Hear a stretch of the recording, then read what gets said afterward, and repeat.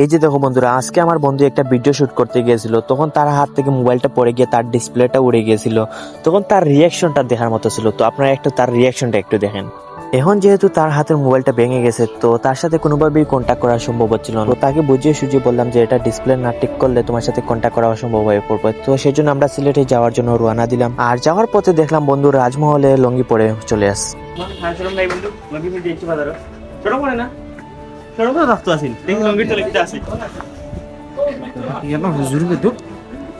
তো এখানে আমার বন্ধুর সাথে রং তামাশা করার পর চলে গেলাম আমরা সিলেট করিমুল্লাতে যাওয়ার কারণ হচ্ছে এখানে গিয়ে আমরা মোবাইল ঠিক করবো। তো আমরা মোবাইল ঠিক করার জন্য ভালো একটা সার্ভিসিং দোকান খুঁজছিলাম, আর সার্ভিসিং দোকান খুঁজতে খুঁজতে হঠাৎ করে দেখলাম যে এখানে একটা দোকানের সামনে এত বেশি নোংরা রাখা, তাও অগুছালো।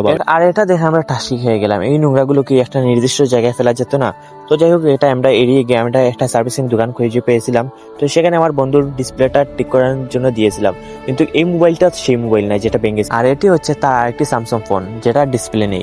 তো সে এই ফোনটি ঠিক করতে দিয়েছে, তার পার্সোনাল ফোনটি ঠিক করতে দেয়নি, কারণ তার পার্সোনাল ফোনের ডিসপ্লের অনেক বেশি দাম, 3500 মতো ডিসপ্লের দাম। আর এই স্যামসাং মোবাইলের ডিসপ্লের দাম অনেক বেশি কম, 1300 থেকে 1400 টাকার মধ্যে পড়ে গেছিল। সেই জন্য এই মোবাইলটি ঠিক করতে দিয়েছিল। আর আজকে থেকে শুরু হবে তারাবির নামাজ, কাল থেকে রোজা, আজ থেকে এশার নামাজের পর তারাবি আছে। সেজন্য আমরা অনেক বেশি এক্সাইটেড ছিলাম। তো আমার বন্ধুকে বলছিলাম একটু তাড়াতাড়ি করতে আয়। তো এখানে ইঞ্জিনিয়ার ভাই ঠিক করতে একটু দেরি হয়ে গেছিল, তিনি একটু মিস্টেক করে ফেলেছিলেন। তো যাই হোক, অলমোস্ট ঠিক হয়ে গেছিল। তো আমরা এখানে আমরা মোবাইলটা ঠিক করিয়ে একটা দৌড় দিলাম যাতে আমরা নামাজটা ধরতে পারি। তো তারাবির নামাজ আপনারা কে কে পড়ছেন আপনারা একটু কমেন্ট করবেন, আর কত রাকাত পড়লেন সেটাও জানাবেন।